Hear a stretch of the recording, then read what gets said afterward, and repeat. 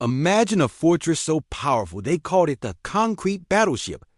This was Fort Drum, a U.S.-built island bastion in Manila Bay with walls 20 feet thick.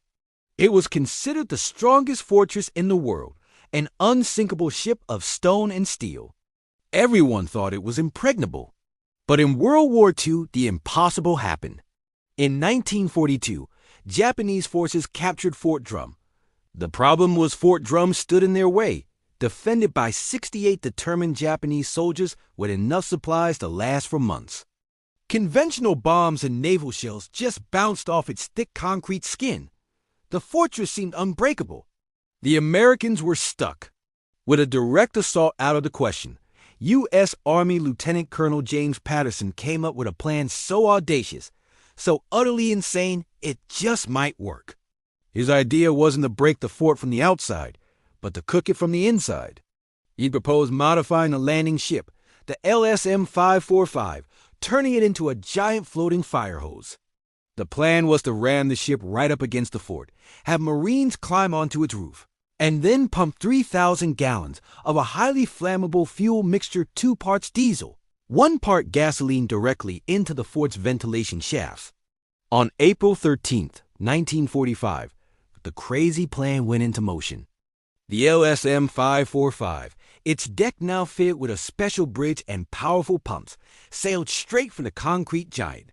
As it slammed against the fort side, U.S. Marines swarmed onto the roof, securing it under heavy fire. They quickly connected the hoses to the air vents and began pumping the flammable cocktail deep into the fortress. Once all the fuel was inside, they dropped in timed fuses made of thermite and white phosphorus, then scrambled back to their ship and sped away. What happened next was biblical. A colossal explosion ripped through the fortress. A pillar of fire and thick black smoke shot hundreds of feet into the air. The fire raged for 6 days straight, turning the impregnable fortress into a massive crematorium.